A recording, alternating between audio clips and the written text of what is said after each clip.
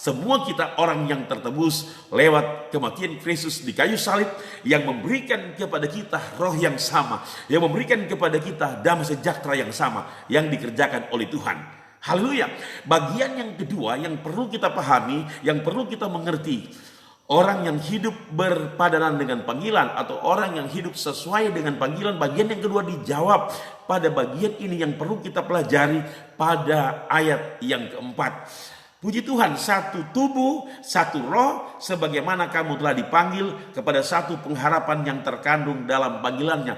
Jadi kita mesti memahami bahwa kita orang percaya, umat Kristiani, anak Tuhan, dibentuk dalam satu tubuh Kristus. Nah, kita adalah tubuh Kristus. Merek kita boleh berbeda, gereja kita boleh berbeda. Ya, saya katakan tadi merek gereja kita boleh berbeda. Ya, engkau dari gereja manapun, ingat baik-baik saya mau katakan, engkau dari gereja lokal manapun, engkau dari sinode manapun, engkau dari lembaga gereja apapun, saya mau katakan kepada kita, tapi kita dikatakan oleh Alkitab satu tubuh. Kita satu tubuh Kristus. Mari kita pahami bagian ini sebagai orang yang berpadanan dengan Injil, kita hidup sesuai dengan Injil, sesuai dengan panggilan. Kita mesti memahami bahwa kita orang percaya yang dikatakan oleh Alkitab kamu adalah satu tubuh. Haleluya. Dan dikatakan kamu adalah satu roh. Puji Tuhan. Sebagaimana kamu telah dipanggil kepada satu pengharapan yang terkandung dalam panggilannya. Ternyata kita orang percaya dipanggil pada satu pengharapan. Dan dikatakan oleh kita pengharapan di dalam panggilan Tuhan. Pengharapan apakah itu? Pengharapan untuk menikmati keajaiban Tuhan, pengharapan menikmati kebesaran Tuhan, pengharapan menikmati kuasa Tuhan, pengharapan menikmati kemuliaan Tuhan, pengharapan menikmati surga yang kekal untuk selama-lamanya.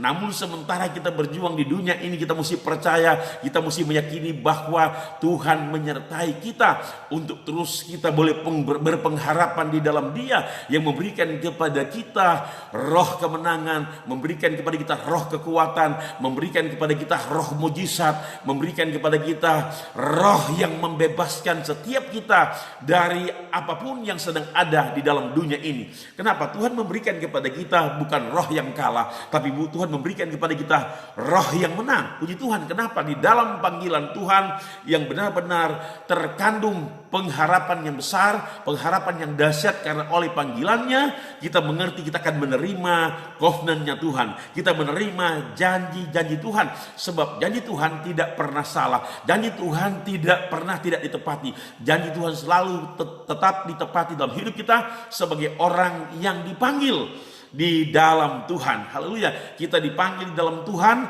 menjadi satu tubuh Kristus, dan kita masuk di dalam satu roh persekutuan dengan Bapa di surga. Haleluya. Tuhan senantiasa menolong kita untuk terus memahami tentang kebenaran ini. Dan yang saya mau katakan kepada kita, Tuhan tidak pernah tinggalkan kita. Nah, bagian yang ketiga, bagaimana kita memelihara kehidupan kita ini, seperti apa kita mengaturnya di dalam Tuhan.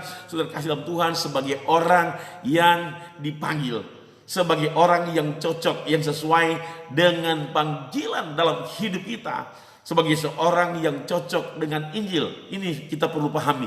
Saudara kasih dalam Tuhan, bagian yang ketiga kita lihat pada ayat yang kelima, apa yang dijelaskan oleh firman Tuhan kepada saya, kepada saudara semua. Ini kita benar-benar harus mengerti apa yang dikatakan. Saudara terkasih dalam Tuhan, saya mau katakan Tuhan tidak pernah biarkan kita, Tuhan tidak pernah tinggalkan kita.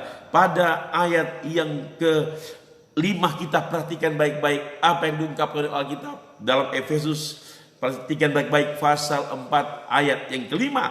Satu Tuhan, satu iman, satu baptisan. Puji Tuhan. Saya mau katakan firman Tuhan mengajarkan kepada kita memiliki satu Tuhan yang kita pahami dalam ketritunggalan Allah, yang kita pahami dalam Trinitas. Saudara, saya mau katakan kepada kita, Tuhan kita yang begitu kaya dengan kemuliaannya, sehingga kadangkala banyak orang tidak mengerti apa yang kita yakini, banyak orang yang tidak tahu apa yang kita yakini. Tapi saudara, inilah pengalaman kita di dalam Tuhan. Ketika kita percaya firman Allah, ketika kita percaya Tuhan, kita percaya Yesus, kita percaya kepada Roh Kudus, kita percaya pada apa yang dikatakan oleh Alkitab, di mana sebagai orang percaya kita mesti memahami dan mengerti apa yang disebut dengan satu Tuhan. Saudara, saya katakan tadi bahwa Tuhan yang muncul dalam 3 oknum, Bapa, Anak, dan Roh Kudus, tapi mereka satu pribadi, punya pikiran, punya perasaan, punya kehendak. Itulah yang diajarkan kepada kita